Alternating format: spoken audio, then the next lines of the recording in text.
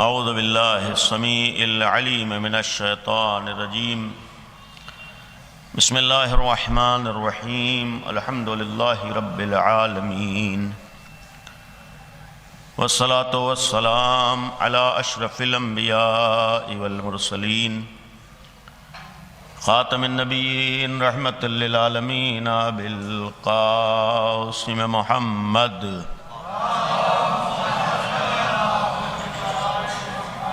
وآلہ الطیبین الطاہرین المعصومین المظلومین لا سیما بقیت اللہ فی الارضین ارواحنا و ارواح العالمین لتراب مقدمہ الفداء ولعنت اللہ علی اعدائہم وغاصب حقوقہم وقاتلیہم اجمعین اما بعد فقد قال اللہ سبحانہ تبارک و تعالی وقولہ الحق بسم اللہ الرحمن الرحیم ووصینا الانسان بوالدیہ حملته امہ وہنا علی وہن وفصالہ فی عامین ان اشکر لی ولوالدیک صلوات پڑھیں بر محمد و آل محمد۔ گزارش ایک دفعہ سورہ الحمد اور 3 دفعہ سورہ قل ھو اللہ کی تلاوت فرما کر مرحوم و مغفور سید مظہر رضوی ابن سید حفاظت علی صاحب کی روح کو ایصال فرما دیں۔ اللہم صلی علی محمد۔ بسم اللہ الرحمن الرحیم الحمد للہ رب العالمین الرحمن الرحیم مالک یوم الدین ایاک نعبد و ایاک نستعین اہدنا الصراط المستقیم صراط الذین انعمت علیہم غیر المغضوب علیہم ولا الضالین۔ بسم اللہ الرحمن الرحیم قل هو اللہ احد اللہ الصمد لم یلد ولم یولد ولم یکن له کفوا احد۔ بسم اللہ الرحمن الرحیم قل هو اللہ احد اللہ الصمد لم یلد ولم یولد ولم یکن له کفوا احد۔ بسم اللہ الرحمن الرحیم قل هو اللہ احد اللہ الصمد لم یلد ولم یولد ولم یکن له کفوا احد۔ ذالک اللہ ربی صدق اللہ العلی العظیم۔ صلوات پڑھیں بر محمد و آل محمد۔ ایصال ثواب کی غرض سے قرآن کریم کی مشہور و معروف آیت آپ کے سامنے تلاوت ہوئی ہے، اور موضوع سے اور اس آیت کی تلاوت سے متوجہ ہو گئے کہ والدین کا تذکرہ ہے، اور خصوصاً کوشش ہوگی باپ کے حوالے سے چند باتیں، چونکہ ایک باپ کے ایصال ثواب کی مجلس ہے، اور یہ ایک ایسا موضوع ہے جو ہم لوگ مجالس کے طفیل میں سنتے رہتے ہیں، لیکن اس کے باوجود اس طرح کے موضوعات ہمیشہ ہماری ضرورت ہیں، اور اس لیے بھی شاید ضرورت ہے کہ اتنے تذکرے کے بعد بھی ہمارے ہاں اس مسئلے میں بہت سے مسائل موجود ہیں، اور یقیناً ایسے بھی افراد ہیں، ایسی اولادیں ہیں جنہوں نے بہت حد تک اپنے والدین کی عظمت کو سمجھا ہے اور ان کے حق ادا کرنے کی کوشش کی ہے۔ انہی میں سے یہ مرد مومن جن کے ایصال ثواب کی مجلس ہے، بہت سے افراد آشنا ہیں کہ بیٹوں نے جہاں تک ہو سکتا ہے کیا ہے، اور یقیناً اللہ کی مصلحتوں کو ہم لوگ نہیں سمجھ سکتے۔ بیماریاں آتی ہیں، دشواریاں آتی ہیں، تکلیفوں سے آدمی گزرتا ہے، بہت سے مراحل سے آدمی گزرتا ہے، لیکن ہر چیز کے پیچھے مصلحت کیا ہے ہم لوگوں کو نہیں معلوم ہو پاتا ہے۔ ہو سکتا ہے بعض چیزیں دنیاوی اسباب کی بنیاد پر ہوں، ہو سکتا ہے بعض اللہ کے فیصلے ہوں، البتہ یہ بھی مسلم ہے کہ دنیاوی اسباب میں بھی اللہ کے اختیار سے کوئی چیز باہر نہیں ہے، ولو دنیاوی چیزیں سبب بنے، لیکن اس میں بھی اللہ کا اختیار، اور اس کا اختیار کیوں ہے یہ ہم لوگ نہیں سمجھ سکتے۔ لیکن پھر بھی بہت سے ایسے مواقع ہیں، بہت سے ایسے مراحل ہیں کہ جہاں پر اللہ کی طرف سے بھی بعض فیصلے ہوتے ہیں اب یہ ایک طولانی عرصہ مرحوم کا بیماری کا گزرا ہے اور تکلیفوں کا گزرا ہے. جو لوگ آشنا ہے جانتے ہیں ایک عرصے تک وہ بستر بیماری کے اوپر رہے، اور ایسے موقع پر معصومین کی اس روایات کی روشنی میں ہمیں اس بات کی طرف بھی توجہ رکھنا ہے، اور یہ ہمارے لیے ایک اطمینان کا سبب ہے کہ کبھی کبھی مومن کی یہاں کی تکلیفیں وہاں کی آسانی کے لیے بھی ہوتی ہیں. یہاں کی بعض دشواریاں، پریشانیاں، بیماری یہ اس لیے بھی رکھی گئی ہے تاکہ انسان وہاں جب جائے تو کسی طرح کی تکلیفوں کا شکار نہ ہو. یہی تکلیفیں وہاں کے لیے آسانی کا سبب بن جائیں. انشاءاللہ دعا یہی ہے کہ مرحوم کے لیے جو ایک طویل عرصہ بیماری کا رہا اور تکلیفوں کا رہا، اللہ اس کے بعد کا جو مرحلہ آخرت کا شروع ہوا ہے وہاں ان کے لیے آسانیاں قرار دے، اور اللہ کے رحم و کرم اور اہل بیت اطہار کے وسیلے سے ہمیں اطمینان ہے کہ وہاں اس کی مہربانیوں میں کمی نہیں ہے. صلوات پڑھ دیں بر محمد و آل محمد. ایک اور صلوات پڑھ دی بر محمد و آل محمد. عرض کیا کہ قرآن کریم میں اگر ہم ماں باپ کے سلسلے میں غور کریں، ماں باپ کے بارے میں آپ کی سنی ہوئی آیات ہیں، لیکن یاد دہانی کے طور پر، تذکر کے طور پر، ثواب کی نیت سے، اور اس آیات میں پیغام بھی ہے اس نیت سے، وہ آیات جس میں ماں باپ کا تذکرہ ہے. میں جلدی جلدی ان آیات کو پھر ایک نتیجے تک پہنچنے کے لیے کہ قرآن میں کثرت سے ماں باپ کا تذکرہ کیا گیا ہے اور ماں باپ کی طرف توجہ دلائی گئی ہے. انہی آیات میں سے تقریباً 5-6 آیتیں ہیں جہاں صراحت سے تذکرہ ہے. وَإِذْ أَخَذْنَا سورہ مبارکہ بقرہ کی آیت نمبر 83 ہے.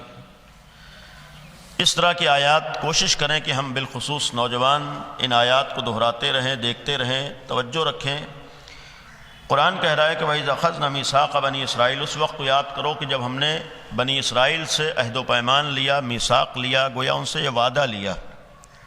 کس بات کا عہد و پیمان لیا ہے؟ لا تعبدون الا اللہ. دیکھو ہرگز اللہ کے علاوہ کسی کی عبادت نہ کرنا، اللہ کے علاوہ کسی کو معبود نہ سمجھنا.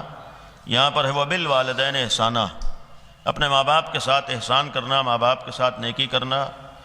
وذی القربیٰ، اس کے بعد ہے رشتہ داروں کے ساتھ، یتیموں کے ساتھ، مسکینوں کے ساتھ.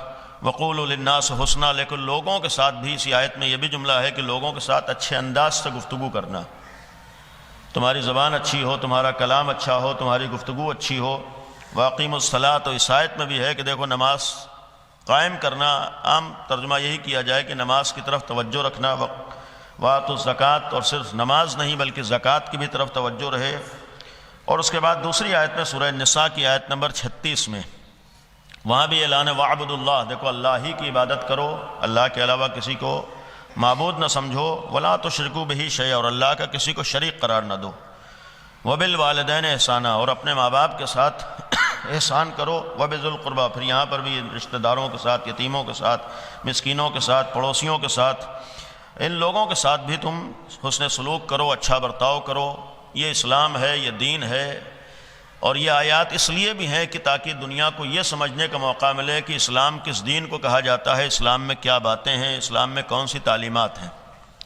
تیسری آیت ہے، یہ بھی سورہ مبارکہ انعام کی ہے، 6 سورہ ہے، اس کی آیت نمبر 151 میں قل تعالوا. یہ آیتیں آج بالخصوص اس زمانے میں ہمارے لیے خصوصاً ان آیات کا ہم جا کر مطالعہ کریں. سورہ انعام کی آیت 151 اور اس کے بعد کی 152ویں آیت، یہ 2 آیتیں آج اسلام کو پہچانوانے کے لیے، اسلام کس طرح کا دین ہے، اسلام میں کیا ہے، اسلام کی تعلیمات کیا ہیں، اسلام کے پیغامات کیا ہیں، بہت سی آیات میں ان میں سے خصوصاً اس موقع پر میں ان تمام افراد سے جن کے روابط دوسری جگہوں پر ہیں یا جو کسی حد تک اسلام کے پیغام کو پہنچا سکتے ہیں اور ان پھیلائی جانے والی نفرتوں کے درمیان ایک صحیح پیغام کو دنیا تک پہنچا سکتے ہیں، ان آیات میں سے یہ آیتیں قابل غور ہیں. سورہ انعام کی 151 اور 152ویں آیت میں خداوند عالم نے گویا ایک مختصر طور پر اسلام کا تعارف کروایا ہے کہ اسلام کیا کہتا ہے، اسلام کا پیغام کیا ہے، اسلام کی تعلیمات کیا ہیں.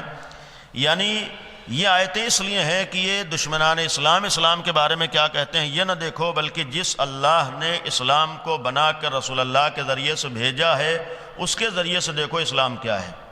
آج کی ایک مصیبت یہ ہے کہ دنیا والے قرآن سے پوچھنے پہ تیار نہیں ہے کہ اسلام کیا ہے، رسول اسلام سے پوچھنے پہ تیار نہیں ہے کہ اسلام کیا ہے، اسلام کے سچے محافظین سے پوچھنے پہ تیار نہیں ہے کہ اسلام کیا ہے، دشمنوں کے ذریعے بنائے گئے دہشت گردوں کے ذریعے سے اسلام کو پہچاننا چاہتے ہیں۔ نہیں، اگر اسلام کو پہچاننا ہے تو استعماری طاقتوں کے ذریعے سے چہروں پر نقابیں ڈال کر مسلمانوں کے ذریعے سے اسلام کو نہیں پہچانا جا سکتا ہے۔ اگر اسلام کو پہچانا جا سکتا ہے یا تو رسول کے ذریعے پہچانا جا سکتا ہے یا آل رسول کے ذریعے پہچانا۔ اور یہ بھی ذہنوں میں رہے کہ قرآن کیا کہتا ہے یہ دشمنان اسلام نہیں بتائیں گے، یا تو نبی اسلام بتائیں گے یا نبی کی آل بتائے گی۔ اپنے اعتبار سے قرآنی آیات کو سمجھ لینا، اپنے اعتبار سے قرآن کی آیات کا مطلب بیان کر دینا، یہ ہر ایک کو آتا ہے، لیکن قرآن وہ کتاب نہیں ہے جو جیسے چاہے اس کا مطلب نکالنے کی کوشش کرے۔ قرآن اللہ کی کتاب ہے، قرآن اللہ کا کلام ہے۔ اور اس موقع پر یہ بھی ایک جملہ عرض کروں گا کہ چونکہ آپ سب دنیا کو دیکھ رہے ہیں، غیر اسلام کے اوپر اعتراض کریں تو اتنا تعجب نہیں ہوتا ہے۔ بے غیرت اپنے کو مسلمان کہنے والے اور اسلام کے گھروں میں پیدا ہونے والے اگر اسلام کے اوپر اعتراض کر رہے ہوں، یہ ان کے لیے انتہائی پستیوں کا بھی مظاہرہ ہوتا ہے اور ان کی بدبختیوں کا بھی اعلان ہوتا ہے۔ وہ یہ بھول جاتے ہیں کہ یہ دنیا ہی سب کچھ ہے۔ نہیں، انہیں اس بات کا بھی یاد رکھنا چاہیے کہ دنیا ہی سب کچھ نہیں ہے، ایک نہ ایک دن دنیا سے جانا ہے۔ میں غیروں سے کچھ نہیں عرض کروں گا، وہ لوگ جو اپنے کو مسلمان کہتے ہیں یا اسلامی گھروں میں جنہوں نے آنکھیں کھولی ہیں، اسلام کی آغوش میں اگر پلے ہیں، تو ان کی ذرہ برابر اگر انسانیت ہے، انصاف ہے، تو آئے صحیح طور پر تعلیمات اسلامی کو سمجھنے کی کوشش کریں۔ اس لیے کہ اسلام وہ دین نہیں ہے کہ جو جیسے چاہے اظہار رائے کر رہا ہو۔ اسلام کے سلسلے میں ہر ایک کو اپنی رائے دینے کا حق نہیں ہے۔ اگر اسلام کو سمجھنا ہے، پہلے اپنے کو اس لائق بناؤ کہ تمہیں اسلام سمجھ میں آ سکے۔ یعنی آج یہاں تک نوبت پہنچ جاتی ہے کہ بے غیرتی سے اپنے کو مسلمان بھی کہے گا، خدا پر اعتراض کرے گا۔ آج تو نوبت یہاں تک آ جاتی ہے کہ منظر عام پر آنے کے بعد خدا کے وجود کے سلسلے میں ایک وہ بحث کر رہا ہو جو بے غیرتی سے اپنے کو مسلمان بھی کہہ رہا ہو۔ یعنی یہ ہمارے علم ہے، فکریہ ہے۔ نوبتیں یہاں تک آ جاتی ہیں جب اسلامی مبانی کو، اسلامیات کو نہیں دیکھا جاتا ہے، اور جب صحیح ماحول اور صحیح تربیت کی جانب توجہ نہیں ہوتی ہے، یا بعض اسلامی انحرافات کو جب انحرافات نہیں سمجھا جاتا ہے، تو نوبتیں یہاں تک آتی ہیں۔ یہ جو اسلام ماں باپ کے سلسلے میں تاکید کرتا ہے، یہ جو اسلام مذہب کے سلسلے میں تاکید کرتا ہے، یہ جو اسلام دین کے سلسلے میں تاکید کرتا ہے، اس کی ایک وجہ یہ بھی ہوتی ہے کہ جب صحیح تربیتیں ہوتی ہیں تب صحیح نتیجے سامنے آتے ہیں، ورنہ خالی گھر میں پیدا ہو جانے سے کوئی صحیح باقی نہیں رہتا ہے۔ اس کا نمونہ آج کل ہم روز اپنی نگاہوں سے دیکھ رہے ہیں۔ اللہ نے توفیق دی تھی کہ ایک مسلمان گھر میں پیدا ہوا ہے، لیکن وہی اللہ کے مقابلے میں کھڑا نظر آ رہا ہے۔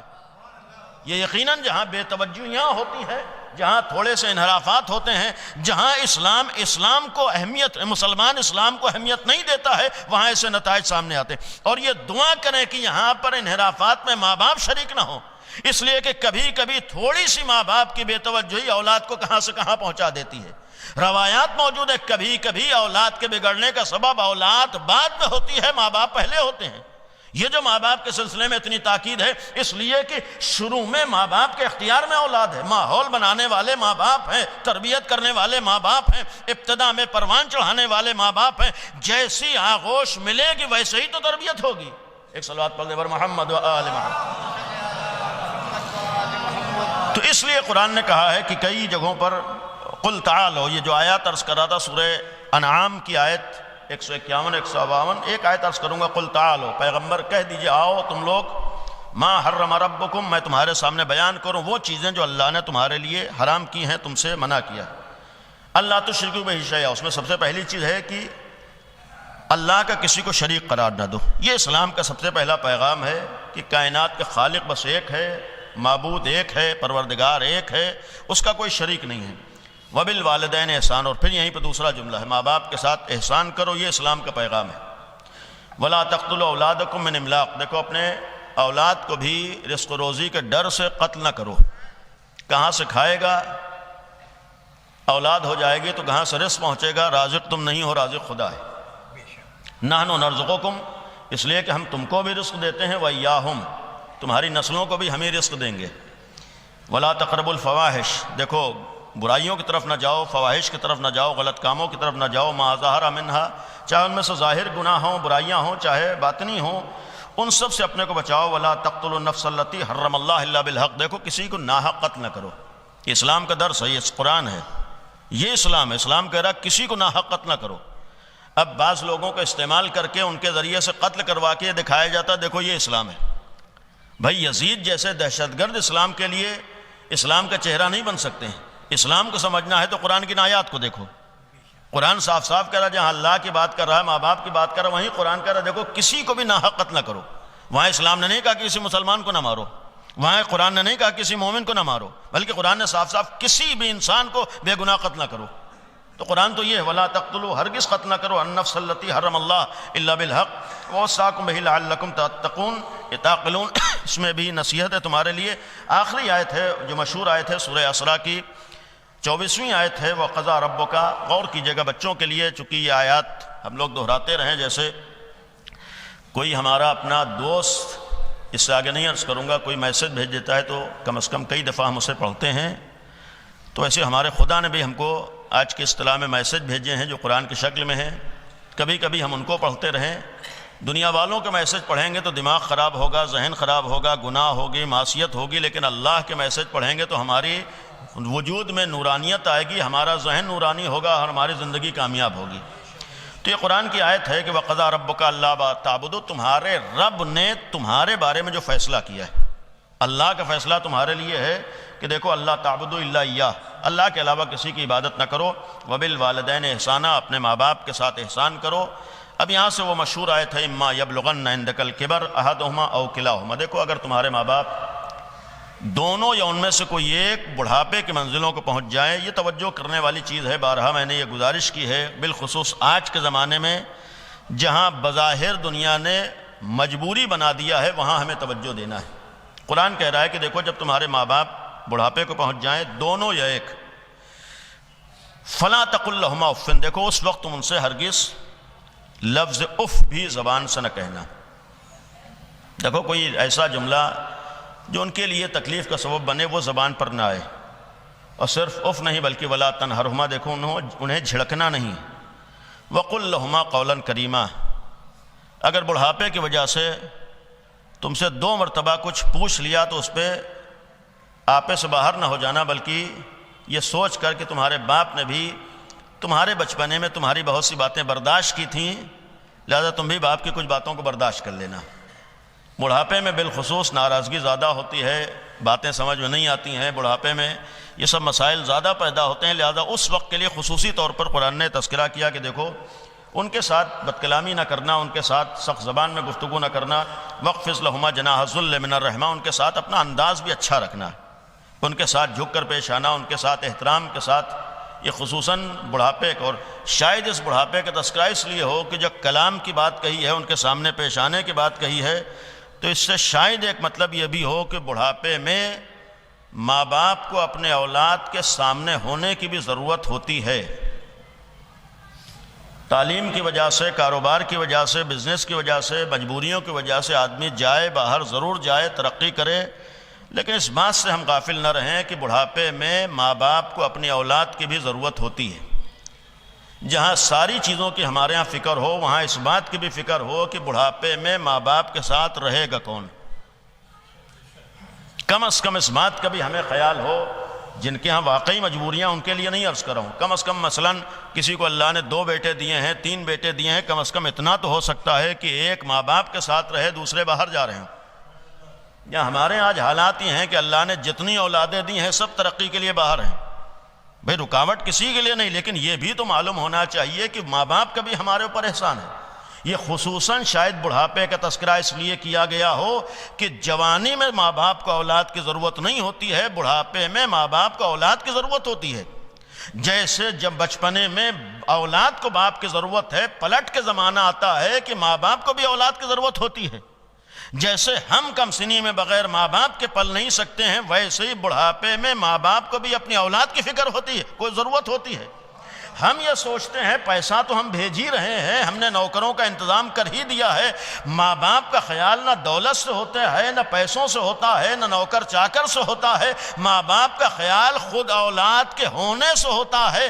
جیسے اگر ماں باپ اپنی اولاد کے لیے پیدا ہونے کے بعد اربوں روپے اس کے نام کر دیں، ہزاروں نوکر چاکر کا انتظام کر دیں، تب بھی اولاد کا صحیح نہ خیال ہو سکتا ہے، نہ صحیح تربیت ہو سکتی ہے۔ اس لیے کہ بچے دولت میں نہیں پلتے ہیں، ماں باپ کی محبتوں کے ساتھ پلتے ہیں۔ جیسے ماں باپ کا خود ہونا اولاد کے لیے ضروری ہوتا ہے، ویسے ہی بڑھاپے میں اولاد کا ماں باپ کے لیے ہونا ضروری ہوتا ہے۔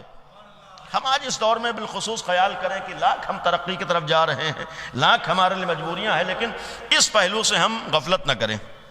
کوشش کریں کم از کم یہ طے کر لیں آپس ہی میں کہ ایک کم از کم باپ کے ساتھ رہے گا، ایک ماں کے ساتھ رہے گا۔ ورنہ جس محلے میں میں نے خود دیکھا اور بہت سے آپ افراد اس بات کے گواہ ہیں، دسیوں نمونے میرے سامنے اس وقت بھی موجود ہیں کہ ماں باپ بڑھاپے میں اکیلے گھر کے اندر بیٹھے ہوئے۔ کتنے نمونے آپ کے سامنے ہوں گے؟ اور یہ سردی کا موسم، مثلا تھوڑی سی کوئی تکلیف ہو جائے،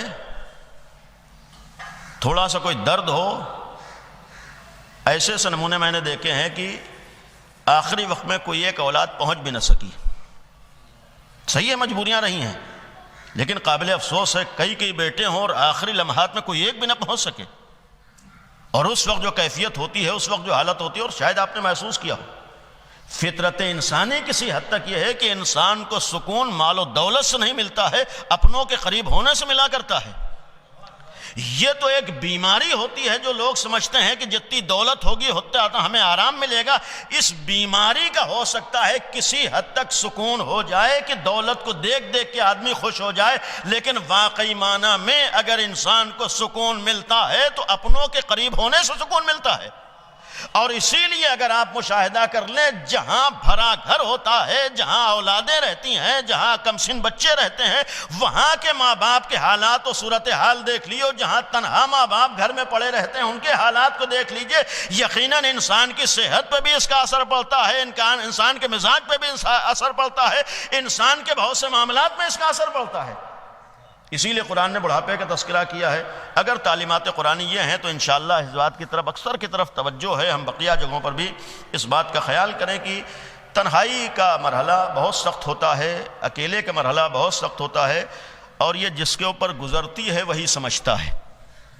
اور ایک بات یہ بھی عرض کروں گا، دیکھیے ماں باپ کی یہ چاہے جوان سمجھے نہ سمجھے، اولاد سمجھے نہ سمجھے، لیکن ماں باپ کی ایک محبت کا یہ بھی انداز و طریقہ ہوتا ہے کہ سب کچھ برداشت کر لیتے ہیں لیکن اپنی اولاد کی وجہ سے کبھی زبان نہیں کھولتے۔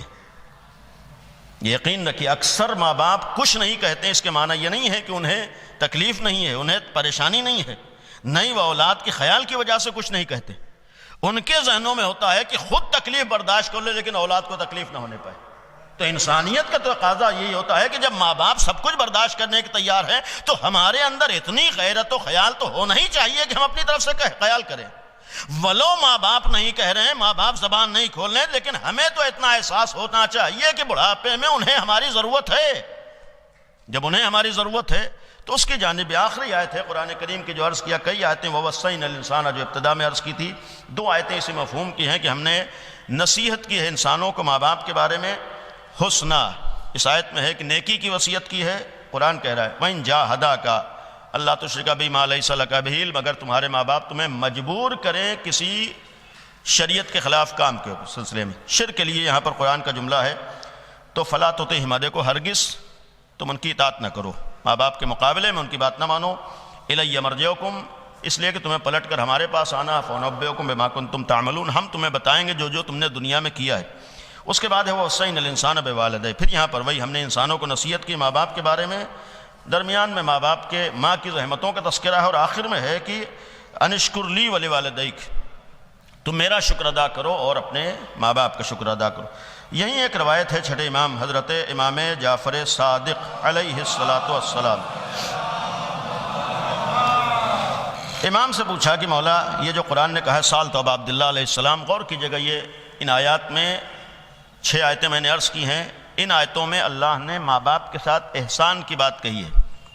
سنی ہوئی روایت ہے لیکن یاد دہانی کے لیے کہ چھٹے امام سے کسی نے سوال کیا کہ مولا جو قرآن میں ان قول اللہ عز و جل، امام سے سوال ہوا وبالوالدین احسانہ، یہ جو قرآن کہہ رہا ماں باپ کے ساتھ احسان کرو، اس کا مطلب کیا ہے؟ یعنی کیسے احسان کریں؟ ما ھذا الاحسان، سوال کرنے والا سوال کا مولا یہ احسان کیا ہے؟ فقال، امام نے فرمایا الاحسان، احسان یہ ہے کہ ان تحسنا صحبتہما، تم ان کے ساتھ اچھے انداز سے پیش آؤ، تم ان کا خیال کرو، تمہارا رویہ ان کے ساتھ اچھا ہو۔ وَأَن لَا تُكَلِّفَهُمَا أَن يَسْأَلَاكَ شَيْئًا مِمَّا يَحْتَاجَانَ إِلَيْهِ، یہ قابل غور ہے۔ احسان کا مطلب یہ ہے کہ تم انہیں اس بات کی بھی تکلیف نہ دو کہ اگر ان کو کسی چیز کی ضرورت ہو تو تمہارے سامنے انہیں ظاہر کرنا پڑے۔ امام نے فرمایا جو قرآن جگہ جگہ کہہ رہا ہے کہ ماں باپ کے ساتھ احسان کرو، اس کے معنی یہ ہیں کہ ان کا اتنا خیال کر لے جاؤ کہ اگر انہیں کسی چیز کی ضرورت ہو تو اپنے زبان سے کہنے کا موقع نہ آنے دو، اس لیے کہ اس چیز کو شاید بہت سے جوان محسوس نہ کر سکیں، لیکن جب باپ بنیں گے تب سمجھ میں آتا ہے کہ اگر باپ اپنی اولاد سے کسی چیز کو مانگتا ہے تو اس کے دل پہ کیا گزرتی ہے۔ آسان نہیں ہوتا ہے، اسی لیے قرآن نے کہا کہ اس حد تک احساس ندامت و شرمندگی بھی باپ کے سامنے آنے نہ دو کہ وہ تمہارے سامنے کسی بات کا مطالبہ کرے۔ کہا کہ اتنا خیال کرو، اور پھر یہاں تک فرمایا وَإِن كَانَ مُسْتَغْنِينَ، چاہے وہ خود بے نیاز ہوں، یعنی یہ نہ سوچو کہ ان کے پاس تو خود اتنا آ رہا ہے تو ہم کیوں خیال کریں۔ قرآن یہ بھی کہہ رہا ہے، یہ نہ سوچو کہ ان کی خود اپنی سیلری ہے اور ان کی خود اپنی پینشن ہے تو ہم کیوں خیال کریں۔ نہیں، اگر کسی چیز کی ضرورت ہو تو انہیں کہنے کا موقع نہ دو، ولو بے نیاز ہوں تمہیں۔ اور اس کے بعد علیہ یقول اللہ، کیا خداوند عالم نے یہ نہیں کہا کہ لن تنالوا البر حتی تنفقوا مما تحبون، نیکی تو یہی ہوتی ہے جو تمہاری اپنی محبوب چیز ہو اسے خرچ کرو۔ بھائی جو تمہارے پاس بچ جائے، جو تمہارے پاس ایک اضافی چیز ہو، ایکسٹرا چیز ہو، اس کو دے دینا کمال نہیں ہے۔ کمال تو یہ ہے کہ انسان اپنی چیزوں میں سے خیال کر لے۔ بھائی زندگی بھر ہم سوچیں کہ باپ نے ہمارے پیسے ہمارے پر خرچہ نہیں کیے ہیں، بلکہ اس نے زحمت و مشقت کر کے ہمارے لیے کس حد تک پریشانیاں برداشت کی۔ اسی لیے قرآن نے ان آیات کو بیان کیا۔ اب اس آیات کے بیان کرنے کا مفہوم یہ تھا، مقصد یہ تھا کہ قرآن میں ایک جگہ ماں باپ کا تذکرہ ہے۔ کسی شخص نے ایک امام سے سوال کیا، اصل جو موضوع تھا ان آیات کو میں نے تبرکاً عرض کیا۔ ایک حدیث ہے ہمارے ہاں، غور کیجئے گا ان آیات کی روشنی میں، کہ امام نے فرمایا صلوات پڑھی بر محمد و آل محمد۔ یہ بھی چھٹے امام سے روایت ہے، وبالوالدین احسانہ، یہ جو آیات میں ماں باپ کے ساتھ احسان کی بات آئی ہے، ان ماں باپ سے مراد کیا ہے؟ کہ پہلی چیز ہے کہ ماں باپ سے اولے مرحلے میں یہی ہمارے ماں باپ ہیں، لیکن اس روایت میں امام نے فرمایا قال الوالدان رسول اللہ و علی بن ابی طالب علیہ السلام، ایک صلوات پڑھی بر محمد و آل محمد۔ یعنی جو آیات میں ماں باپ کا تذکرہ ہے، امام فرما رہے ہیں ان میں سر فہرست جس کا حق تمہارے اوپر ہے، جسے تمہیں خیال کرنا ہے، وہ رسول ہیں اور امیر المومنین ہیں۔ اس کے معنی میں نے بارہ یہ بات عرض کی ہے کہ اگر ماں باپ کی عظمت کو سمجھنا ہے، یا دوسرا جملہ عرض کروں علی والا بننا ہے، تو پہلے ماں باپ کی عظمت کو سمجھ کر اس کا حق ادا کرنے کی کوشش کرنا ہے۔ یہاں گویا ماں باپ کا معاملہ ہمارا ایک دین و مذہب سے اس حوالے سے بھی جڑا ہوا معاملہ ہے۔ رسول اللہ ہمارے باپ کی جگہ ہیں، امیر المومنین ہمارے باپ کی جگہ ہیں۔ اسی لیے میں نے وہ جملہ بارہا عرض کیا ہے کہ پہلے ہم اپنے چار دیواری والے باپ کی عظمت کو سمجھیں، تبھی کائنات کے باپ کی عظمت کو سمجھ سکتے ہیں۔ پہلے جس باپ نے ہمارے لیے زحمت کی ہے اس کی زحمتوں کو سمجھیں، تبھی کائنات پہ کے لیے زحمت کرنے والے علی ابن ابی طالب کی عظمتوں کو ہم سمجھ سکتے ہیں۔ لاکھ ہم دنیا میں کہتے رہیں علی والے ہیں، پہلے گھر میں جس باپ نے ہمارے اوپر احسان کیا ہے اس کے احسانات کو سمجھ لیں، تب علی ابن ابی طالب کے احسانات کو سمجھیں گے۔ اگر حسینی بننا ہے تو امام حسین نے تو پوری کائنات کے اوپر احسان کیا ہے، پہلے جس باپ نے ہماری ذات کے اوپر احسان کیا اس کے احسانات کو سمجھ لیں، تب امام حسین کے احسانات سمجھ میں آئیں گے۔ ان آیات کا مفہوم ہے کہ اگر علی والا بننا ہے، حسینی بننا ہے، مولائی بننا ہے، عزادار بننا ہے، تو پہلے باپ کا خیال کر کے اس کا احترام کرو، تب علی والے بن سکتے ہو، تب حسین والے بن سکتے ہو۔ جو آدمی اپنے گھر میں ایک باپ کی عظمت کو نہ سمجھ سکے، اسی لیے فرمایا کہ یہاں ماں باپ کے میں امیر المومنین بھی باپ کی جگہ ہیں اور دوسری طرف رسول اللہ بھی۔ لیکن ایک روایت بلکہ آیت ہے قرآن کی، سورہ احزاب کی 40ویں آیت ہے۔ غور کیجئے گا، بعض موقعوں پر حدیثیں کبھی کبھی سمجھ میں آتی ہیں قرآن سے ٹکرا رہی ہیں۔ قرآن رسول اللہ نے فرمایا، پیغمبر کی روایت بھی اس طرح کی ہے کہ علی باپ ہیں، رسول اللہ باپ ہیں۔ یہاں بھی امام نے فرمایا کہ رسول باپ ہیں، بلکہ ایک دوسری روایت بھی خود ختم مرتبہ صلی اللہ علیہ وآلہ وسلم اسی مفہوم کی روایت ہے۔ پیغمبر نے فرمایا یا علی انت اخی و انا اخوک۔ غور کیجیے گا، اسرائیل میں بھی امیر المومنین کے حوالے سے بھی روایت ہے کہ یا علی تم میرے بھائی ہو اور میں تمہارا بھائی ہوں۔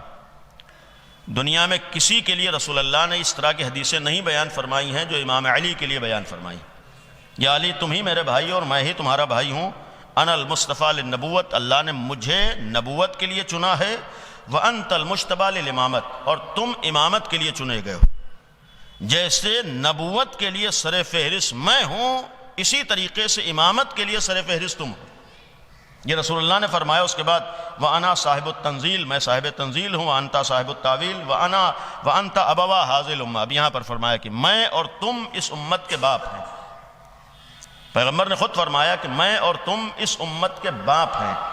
اس کے بعد بھی ہے کہ یا علی انت وصی و خلیفتی، تم میرے وصی ہو، تم میرے خلیفہ ہو، تم میرے وزیر ہو، تم میرے وارث ہو۔ اور ابو ولدی، یہ بھی ایک جملہ ہے، یا علی تم ہی میرے بیٹوں کے باپ ہو۔ یہ بھی ہے کہ تم ہی میرے بیٹوں کے باپ ہو۔ یہ شرف اللہ نے، پیغمبر نے فرمایا تھا کہ یا علی ہر ایک کی نسل اس کے بیٹوں سے چلتی ہے، دنیا میں اللہ نے یہ شرف اکیلے مجھے دیا ہے کہ میری نسل بیٹی کے ذریعے سے چلے گی، وہ بھی ذریعہ تم ہوگے۔ یعنی یہ بھی پیغمبر نے فرمایا کہ یہ اللہ نے مجھے شرف دیا ہے کہ میری نسل شیعتوں کا شیعتی، یہاں پر روایت میں یہ بھی ہے کہ تمہارے شیعہ میرے شیعہ ہیں، یعنی جو علی کا شیعہ ہے وہ رسول اللہ کا شیعہ۔ وَأَنصَارُكَ وَأَنصَارِي، تمہاری مدد کرنے والا میری مدد کرنے والا۔ اولیاءُ کا اولیائی، تمہارا مولائی ہمارا مولائی ہے۔ آداؤ کا آدائی، تمہارا دشمن میرا دشمن ہے۔ یا علی انت صاحبی علی الحوض، تم ہی حوض کوثر پر میرے ساتھی ہوگے۔ غدن، کل کے دن وانت صاحبی فی المقام المحمود، مقام محمود میں بھی تم ہمارے ساتھ ہوگے۔ وانت صاحب اللوائی فی الآخرہ، آخرت میں تمہارے ہی ہاتھوں میں پرچم ہوگا۔ کما صاحب اللوائی، جیسا میرے پرچم کے تم ہی حقدار ہو دنیا میں۔ اور اس کے بعد ہے لقد سعید من تولاک، یقیناً سعید اور کامیاب ہے وہ انسان جو تمہاری ولایت دل میں رکھے۔ وشقی من عاداک، اور بدبخت ہے وہ انسان جو تمہاری بغض اور تمہاری نفرت تمہاری طرف سے اپنے دل میں رکھے۔ وَإِنَّ الْمَلَائِكَةَ، اس کے بعد پھر دوسری جملہ ہے، لیکن یہاں پر جو عرض کیا کہ پیغمبر نے خود فرمایا علی اور میں تمہارے باپ ہوں۔ اب قرآن کی ایک آیت ہے، قرآن کہہ رہا مَا كَانَ مُحَمَّدٌ أَبَا أَحَدٍ مِّن رِجَالِكُمْ، سورہ احزاب کی 40ویں آیت ہے کہ محمد تم میں سے کسی کے باپ نہیں ہے۔ ایک طرف قرآن کہہ رہا ہے کہ محمد کسی کے باپ نہیں ہے، اور دوسری طرف رسول اللہ کہہ رہا ہے میں سب کا باپ ہوں۔ یہ سوچنے والی چیز ہے کہ ایک طرف قرآن کہہ رہا ہے کہ رسول کسی کے باپ نہیں ہے، دوسری طرف رسول اللہ کہہ رہے ہیں۔ پہلی چیز ہے کہ دیکھیے اگر کوئی حدیث قرآن سے ٹکرائے تو وہ حدیث ہمارے یہاں نہیں مانی جاتی ہے، قرآن کو دیکھا جاتا ہے۔ ہمارے ہاں معیار یہ ہے کہ حدیث قرآن کے معیار پر پوری اترتی ہو۔ اس لیے اگر کوئی مسند خلافت پر بیٹھ کر بھی جھوٹی حدیث گڑھے گا تو اس کے مقابلے میں قرآن کی آیت اس لیے پیش کی جاتی ہے تاکہ اس کے چہرے پر پڑی ہوئی نقاب بھی پلٹ جائے اور دنیا کو حقیقت کا علم بھی ہو جائے۔ یہ شہزادی کونین کا ہے کہ جو بھی قرآن کے معیار کے خلاف ہو حدیث۔ اب سوال یہ ہے کہ ایک طرف قرآن کہہ رہا باپ نہیں، دوسری طرف ایک نہیں دسیوں حدیثیں ہیں۔ دیکھیں ہر جگہ یہ نہیں ہو سکتا ہے کہ قرآن کے خلاف حدیث ہے۔ اور یہ اس لیے بھی عرض کر رہا ہوں کہ آج کے زمانے میں ہم نوجوانوں کے ساتھ یہ بہت ہوتا ہے کہ یہ حدیث تو امام کی فلاں روایت سے ٹکرا رہی ہے، امام کی روایت کچھ کہہ رہی ہے۔ صراحت سے عرض کروں، بعض نوجوان آج کل لے کے ٹہلتے ہیں، دیکھیں یہ فتویٰ فلاں روایت کے خلاف ہے، یہ مجتہد نے جو کہا ہے یہ فلاں روایت کے خلاف ہے۔ دیکھیں یقیناً اگر روایت سے ٹکرائے، جیسے آیت سے کوئی حدیث ٹکرائے قابل قبول نہیں ہو سکتی ہے، ویسے ہی اگر کوئی فتویٰ کسی روایت سے ٹکرائے قابل قبول نہیں ہو سکتا ہے۔ لیکن اس کے لیے ہمارا مزاج معیار نہیں ہے، ہماری صلاحیت معیار نہیں ہے، ہمارا فہم معیار نہیں ہے، ہمارا مزاج معیار نہیں ہے، بلکہ جو مزاج اللہ اور اہل بیت نے بیان کیا ہے وہ معیار ہے۔ ہم یہ حق نہیں رکھتے ہیں کہ یہ روایت تو فلاں فتوے کے خلاف ہے تو ہم کیسے اس فتوے کو مان لیں۔ آج بہت سے فتاوا بعض علماء سے دور کرنے کے لیے، بعض مراجع سے کے سلسلے میں غلط فہمیاں پھیلانے کے لیے بہت سے اس طریقے کے فتاوا آج سوشل میڈیا پر عام ہوتے ہیں کہ دیکھیے امام تو یہ فرما رہا ہے اور مجتہد یہ فتوا دے رہا ہے۔ میں نے عرض کیا رسول اللہ کہہ رہے ہیں کہ میں باپ ہوں، قرآن کہہ رہا ہے کہ رسول اللہ کسی کے باپ نہیں ہے، تو اس کے معنی یہ ہے کہ نہ تو ہر روایت قرآن کے خلاف ہے، نہ تو ہر فتویٰ حدیثوں کے خلاف ہے۔ ہمارے اندر اتنی فہم ہونا چاہیے، اتنی سمجھ ہونا چاہیے، اولاً قرآن کی آیت کا مطلب کیا ہے یہ بھی معلوم ہونا چاہیے، حدیث کیا کہہ رہی ہے یہ بھی معلوم ہونا چاہیے، امام کیا کہہ رہے ہیں یہ بھی معلوم ہونا چاہیے، مجتہد کیا کہہ رہا ہے یہ بھی معلوم ہونا چاہیے۔ اور اس کے لیے جب تک ہم اپنے مزاجوں کے غلام بنے رہیں گے نہیں سمجھ سکتے ہیں۔ پہلی شرط ہی ہے کہ اپنے مزاجوں کو خدا والا بناؤ تاکہ تمہیں قرآن بھی سمجھ میں آ سکے، حدیث رسول بھی سمجھ میں آ سکے۔ امت کی بدبختیوں کی وجہ یہ تھی کہ لوگ اللہ اللہ تو کہہ رہے تھے، اگر انہوں نے مزاجوں میں خدا کو پہچان لیا ہوتا تو مولا علی جیسی ذات کو اللہ کے مقابلے میں لانے کی کوشش نہ کر رہے ہوتے۔ یہ خوارج جیسا گروہ وجود ہی اس لیے آیا تھا کہ ان کی زبانوں پر تو لا الہ الا اللہ تھا، ان کی فکروں میں خدا نہیں تھا۔ یہ خدا کا فکروں میں نہ ہونے کا نتیجہ یہ ہوا کہ اللہ اللہ کہہ کر بھی علی کے مقابلے پر آ گئے۔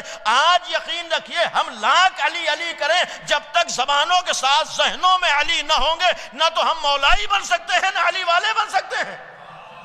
جیسے خوارج اللہ اللہ کہہ کر اللہ والے نہیں بن سکتے، ویسے ہم خالی زبان سے دعوے کر کے علی علی کہہ کر علی والے نہیں بن سکتے۔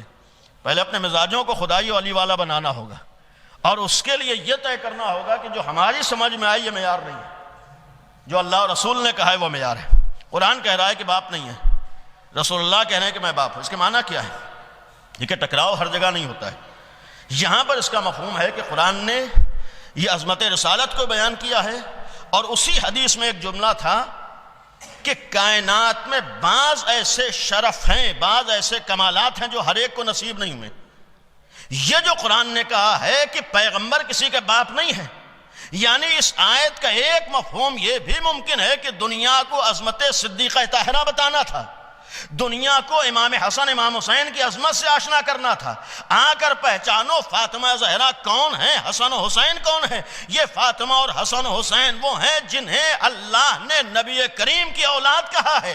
یہ سر نبی کریم وہ ذات گرامی ہے جسے فاطمہ کا بھی باپ ہونے کا درجہ حاصل ہے، حسن و حسین ہونے کا درجہ حاصل ہے۔ اس کے معنی یہ ہے کہ جو فرق رسول اور کائنات میں ہو وہی فاطمہ زہرا اور کائنات میں ہوگا، جو فرق رسول اللہ اور دوسروں میں ہو وہی فرق امام حسن امام حسین میں ہو۔ اس آیت کے ایک معنی یہ ہے کہ نہ تو فاطمہ زہرا کا مقابلہ کسی سے ہو سکتا ہے، نہ حسن و حسین کا مقابلہ کسی سے ہو سکتا ہے، اس لیے کہ کوئی کسی سے کتنا ہی قریب کیوں نہ ہو جائے، چاہے زید جنہیں رسول اللہ اپنا منہ بولا بیٹا بھی کہہ رہے ہوں، قرآن زید ہی کے لیے تو کہہ رہا ہے کہ جسے رسول اپنا بیٹا کہہ دے وہ بھی بیٹا نہیں ہوتا ہے، اس لیے کہ یہ شرف تو اللہ نے فاطمہ اور حسن و حسین کے لیے مخصوص کیا ہے۔ اور اس کا تو عملی ثبوت یہ ہے کہ آؤ اب پیغمبر کی اولاد کو پہچانو۔ جب قرآن نے مباہلے کے موقع پر بیان کیا ہے کہ اے نبی اپنی اولاد کو لے کر آئیے، اس وقت زید بھی موجود تھے، زید کے ساتھ ساتھ خود رسول کا اپنا بیٹا ابراہیم بھی موجود تھا، لیکن مباہلے میں بیٹے کی جگہ نہ رسول زید کو لے کر گئے ہیں نہ ابراہیم کو لے کر گئے ہیں۔ یہی تو قرآن کو پیغام دیا، دنیاوی رشتے اور ہوا کرتے ہیں، خدائی رشتے اور ہوا کرتے ہیں۔ یہ فاطمہ اور حسن حسین وہ ہیں جنہیں اللہ نے رسول کی اولاد کہا ہے، جنہیں اللہ نے رسول کی اولاد کہا ہے۔ ایسوں کا مقابلہ دنیا والوں سے ہو جائے نہیں ہو سکتا ہے۔ اور یہیں پر یہ بھی عرض کروں گا، اس آیت کا مفہوم یہ ہے کہ جب فاطمہ اور علی اور حسن و حسین وہ ہیں جن کا رشتہ رسول سے ہو، تو اب ایسوں کا مقابلہ بے شجرہ افراد سے نہیں ہو سکتا ہے۔ جن کے شجروں کا پتہ نہ ہو انہیں علی کے مقابلے میں لایا جائے، جن کے آباء و اجداد کا پتہ نہ ہو انہیں حسن و حسین کے مقابلے میں لایا جائے۔ قرآن شاید یہ بھی ایک پیغام دے رہا ہے، آؤ عظمت قرآن کو پہچانو۔ قرآن کا مطلب یہ ہے کہ اگر قرآن نے رسول کے لیے جملہ کہا ہے کسی کے باپ نہیں ہے، یعنی جس فاطمہ زہرا کے لیے روایت موجود ہے جس وقت یہ آیت نازل ہوئی شہزادی کونین پیغمبر کی بارگاہ میں آئی اور بنت نبی نے پیغمبر کو یا رسول اللہ کر کر خطاب فرمایا، تو پیغمبر کی روایت موجود، جیسی صدیقہ طاہرہ نے یا رسول اللہ کہا تو پیغمبر نے فرمایا اے بیٹی، یہ انداز خطاب، بابا جان قرآن کی آیت نازل ہوئی، یہ بعض مواقع میں نے عرض کیا ہے کہ دوسروں کو پیغام دینے کے لیے ہوتے ہیں. ایسا نہیں تھا کہ جناب فاطمہ نے لا علمی نے عمل کر لیا ہے. جس شہزادی کی مرضی خدا کی مرضی ہو، ایسا نہیں ہے کہ اسے نہیں معلوم تھا کیا کہنا ہے. اسے تو معلوم ہے یہ رسول اللہ کے سوال کے ذریعے سے دنیا کو پیغام دینا مقصود ہے. رسول اللہ نے پوچھا کہ اے فاطمہ تم نے مجھے رسول اللہ کہہ کر خطاب کیا؟ اب تک تو بابا کہتی تھی. فرمایا بابا جان یہ قرآن کی آیت نازل ہوئی ہے. کہا کہ یہ آیت دوسروں کے لیے ہے، تم مجھے اپنا باپ کہو اس لیے کہ یہ شرف اللہ نے صرف تمہیں عطا کیا ہے.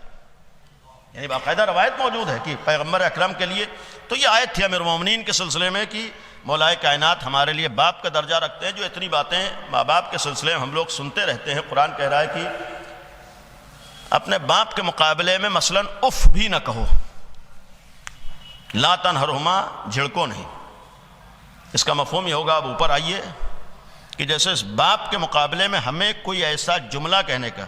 حالانکہ المیہ یہ ہے کہ ہم لوگ آج اتنی زیادہ آیتیں حدیثیں سننے کے بعد بھی عملی منزل میں کہیں نہ کہیں کچھ مسائل ہوتے ہیں. ختم کرتے ہوئے بہرحال بچوں سے ایک بات عرض کروں گا، قدر کریں.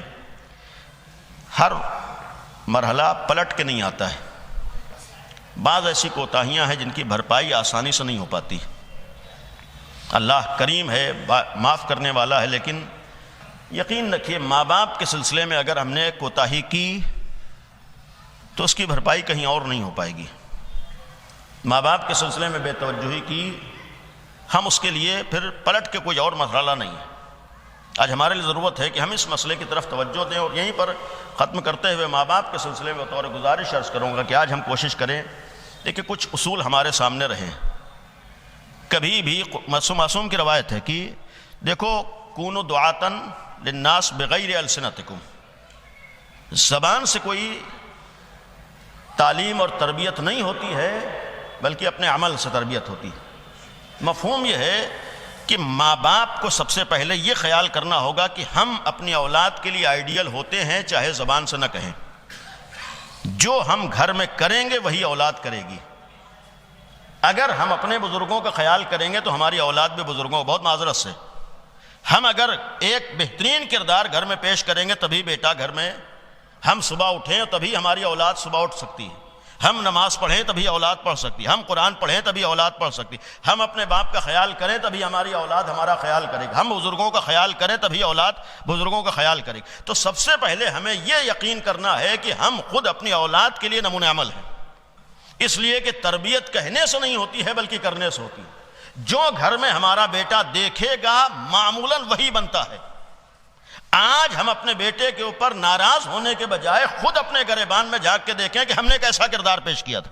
کہیں ایسا تو نہیں ہے کہ ہماری بے توجہی کا نتیجہ سامنے آیا ہے، کہیں ایسا تو نہیں ہے کہ ہماری لاپرواہی کا نتیجہ سامنے آیا ہے، کہیں ایسا تو نہیں ہے کہ ہماری غفلتوں کا نتیجہ سامنے آیا ہے، کہیں ایسا تو نہیں ہے کہ جب توجہ دینا چاہیے تھا ہم نے نہیں دیا ہے جس کا انجام آج ہمارے سامنے آ رہا ہے. تو ایسے موقع پر صرف بیٹے کو اپنا مقابل میں لانے کے بجائے کم از کم اپنے سلسلے میں بھی توجہ دیں کہ جب کمیاں ہماری تھیں تو ہم مورد اعتماد قرار پائیں گے، کوتاہیاں ہماری ہو سکتی ہیں. اس لیے پہلی بنیادی چیز ہے کہ ہم خود نمونہ عمل ہوتے ہیں.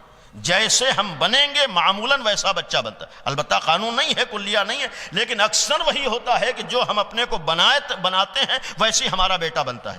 دوسری چیز ہے جو ہمارے اصول کے طور پر ہے کہ آج کے زمانے میں بالخصوص ہم توجہ دیں کہ ہمارے بچے، ہماری اولادیں دین سے بھی قریب ہوں، دینی تربیت کی طرف توجہ ہو. خود پیغمبر نے فرمایا اپنی اولاد کی تربیت کرو نبی کی محبت کے ساتھ، اپنی اولاد کی تربیت کرو علی ابن ابی طالب کی محبت کے ساتھ. خود پیغمبر نے فرمایا اپنی اولاد کو نماز کی تعلیم دو. خود پیغمبر نے فرمایا اپنی اولاد کو قرآن سکھاؤ. دسیوں روایتیں ایسی موجود ہیں. آج قرآن ثواب کے لیے صرف نہیں ہے بلکہ ہماری زندگی کو کامیاب بنانے کے لیے. کتنی روایتیں ایسی ہیں کہ جب تمہارا بیٹا جوان ہو جائے تو نماز کے سلسلے میں اس کے اوپر سختیاں کرو. قرآن کہہ رہا ہے کہ 6 سال سے اپنی اولاد کو نماز کا عادی بنا دو. اپنی بیٹیوں کے لیے قرآن کہہ رہا ہے 6-7 سال سے انہیں حجاب و پردے کا عادی بنا دو. معصوم فرما رہے ہیں. جہاں معصوم اس طریقے کی تعلیمات دے رہے ہیں، یہ چیزیں ہمارے لیے پابندیاں نہیں ہیں بلکہ اس پرآشوب ماحول میں اپنے بچوں کو بچانے کا ذریعہ ہے. جب ہم اپنے گھروں میں بچوں کے دین کا خیال کریں گے، مذہب کے خیال کریں گے، دینی تربیت کریں گے، تبھی اس ماحول میں جانے کے بعد ہمارے بچے اپنے کو بچا پائیں گے. ورنہ اتنا یقین رکھیے جن حالات سے ہم اور آپ گزر رہے ہیں اور اس سے بدترین حالات ہماری نگاہوں کے سامنے ہیں۔ ایسے حالات میں آسان نہیں ہے بچوں کا باقی محفوظ رہ جانا۔ اگر ہمارے بچے محفوظ رہ سکتے ہیں تو اسی وقت محفوظ رکھ سکتے ہیں جب ہم گھر میں بچوں کو دین سے آشنا کر دیں۔ اس لیے کہ آج نہ آپ کہیں نگرانی کر سکتے ہیں نہ توجہ دے سکتے ہیں۔ آج ہر وقت آپ بچے کے پیچھے نہیں جا سکتے۔ جب آج گھر میں ہم اپنے بچے کی نگرانی نہیں کر سکتے ہیں، وہ موبائل پہ کیا دیکھ رہا ہے، کیا کر رہا ہے، جب ہم نہیں کر سکتے ہیں تو باہر کہاں جا رہا ہے ہمیں نہیں معلوم ہے، کس سے مل رہا ہے ہمیں نہیں معلوم ہے، کس ماحول میں جا رہا ہے ہمیں نہیں معلوم ہے۔ اگر ایسے حالات میں بچے کو بچانا ہے تو اگر بچہ دیندار ہوگا ہر ماحول میں اپنے کو بچا لے جائے گا۔ اگر دین ہی نہ ہوگا تو کسی ماحول میں، گھر میں نہیں بچ سکتا تو باہر کہاں۔ تو دوسری چیز ہے کہ ہم دیندار بنائیں، دین کی طرف توجہ رہے۔ آخری چیز ہے، بہرحال باتیں بہت سی تھیں، آخری چیز ہے کہ جہاں پر توجہ دینا ہے، ہم اپنے بچوں کو سماج معاشرے سے بھی آشنا کریں۔ یہ بھی ایک فرائض میں سے ہے۔ آج دنیا کس راستے پر جا رہی ہے، دنیا میں کیا ہے اور دنیا کس ماحول سے گزر رہی ہے، یہ بھی ہمارے ہاں آشنا۔ اور اس کے لیے ہم اگر اہل بیت کی زندگی میں دیکھیں تو انہوں نے کر کے دکھایا ہے۔ بات باپ کی تھی اور امیر المومنین تک آئی۔ علماء کائنات جیسا ایک ہمارے سامنے ایک بہترین نمونہ بعنوان باپ بھی تھا۔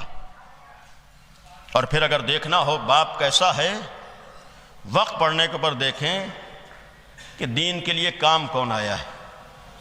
اس کے معنی یہ ہوتے ہیں کہ واقعی معنی میں باپ کی زحمتوں کا پتہ اس وقت چلتا ہے جب دین پہ وقت پڑتا ہے۔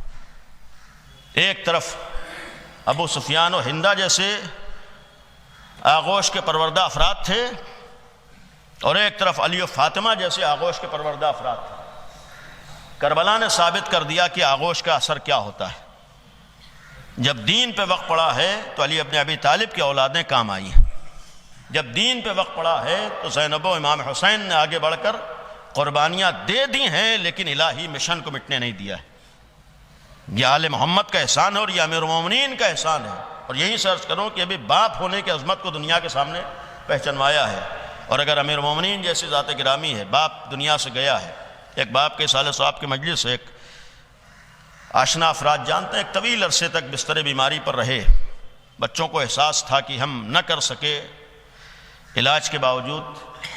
اگر آپ کو احساس ہے تو مدینے میں جس وقت، بلکہ کوفے میں عرض کروں اس سے قبل، کوفے میں جس وقت ایک باپ کے سر کے اوپر ضربت لگی ہے، آج بہت سے ایسے افراد ہیں اور یہاں بھی جو بیٹے ہیں انہیں احساس ہے کہ باپ کو میں نے تکلیفوں میں دیکھا ہے۔ اگر آپ نے تکلیفوں میں دیکھا ہے تو کوفے میں پوچھئے کہ جب ایک علی جیسا باپ نگاہوں کے سامنے آیا ہے تو یہ منظر کسی ایک لمحے بھی نگاہوں سے اوجھل نہیں ہو سکتا ہے۔ آج ہو سکتا ہے ہمارے لیے بہت سے والدین ایسے ہوں جو تکلیفوں سے گزرے ہوں، لیکن جس تکلیف سے امیر المومنین گزرے ہیں، وہ تو خود پیغمبر کے بعد بالخصوص امتحانات معمولی امتحانات نہیں تھے۔ امیر المومنین کے لیے سختیاں معمولی سختیاں نہیں تھیں، یہ بھی بچوں نے دیکھی تھیں۔ لیکن ایک منزل جب آتی ہے کہ باپ کے سر مبارک کے اوپر تلوار لگی ہے، ضربت لگی ہے۔ امام حسن جیسے ہی تشریف لائے تو دیکھا کہ باپ کا سر شگافتہ ہو چکا ہے، سر سے خون جاری ہے۔ لیکن یہاں پر بھی امیر المومنین نے ایک اولاد سے ایک جملہ کہا تھا کہ میرے لال، میرے سر سے خون تو بہ رہا ہے، میرا سر شگافتہ ہو چکا ہے، بیٹا مجھے گھر بعد میں لے چلنا، پہلے نماز مکمل کرا دو، نماز پڑھا دو۔ اس حالت میں خود امیر المومنین نے نماز پڑھی ہے۔ اب آپ سوچئے کہ ایک بیٹا، باپ درد و تکلیف کے عالم میں ہو، سکون سے نماز نہیں پڑھ پاتا ہے۔ امیر المومنین جیسا ایک باپ مسجد میں محراب عبادت میں سر سے خون جاری ہے، اس عالم میں امام حسن نے نماز پڑھائی ہے۔ یہ بھی ایک درس تھا، امیر المومنین کو سہارا دیا ہے، لے کر چلے ہیں، بیت الشرف کے قریب آئے۔ اب بیٹے تو باپ کو سہارا دے کر لے آئے، لیکن آپ کو معلوم ہے کہ بیٹوں کے لیے باپ کی تکلیفوں کو دیکھ لینا پھر بھی قابل برداشت ہو جاتا ہے، لیکن بیٹیوں کے لیے باپ کی تکلیف کو دیکھنا، امام حسن امام حسین اپنے باپ کو سہارا دے کر بیت الشرف تک لے کر آئے۔ لیکن اب یہاں پر دو بیٹیاں بھی موجود ہیں، سر فہرست جو بیٹیاں ہیں جناب زینب، جناب ام کلثوم، ورنہ بیٹوں میں بھی اور بیٹے ہیں، بیٹیاں بھی۔ کوفے میں پورا گھر موجود تھا۔ ایک باپ اس عالم میں گھر کی طرف آ رہا ہے۔ اب یہاں پر یہ مشہور ہے کہ امیر المومنین نے فرمایا بیٹا ان آنے والوں سے کہہ دو کہ واپس چلے جائیں۔ بابا اس کیفیت میں آپ کو لے کر چاہنے والے ہیں، آپ کے اصحاب ہیں، آپ کو لے کر گھر تک آ رہے ہیں۔ امیر المومنین نے 19ویں ماہ سیام کی صبح کوفے میں ایک جملہ فرمایا ہے، علماء کی بیان زبانی ہے، فرمایا کہ بیٹا مجھے یہ گوارا نہیں ہے کہ جب میں اس عالم میں جاؤں اور میری بیٹی زینب مجھے دیکھ کر گریہ کرے تو کسی نامحرم کے کانوں تک میری زینب کی رونے کی آواز پہنچے۔ باپ کو کس حد تک بیٹی کا خیال ہے۔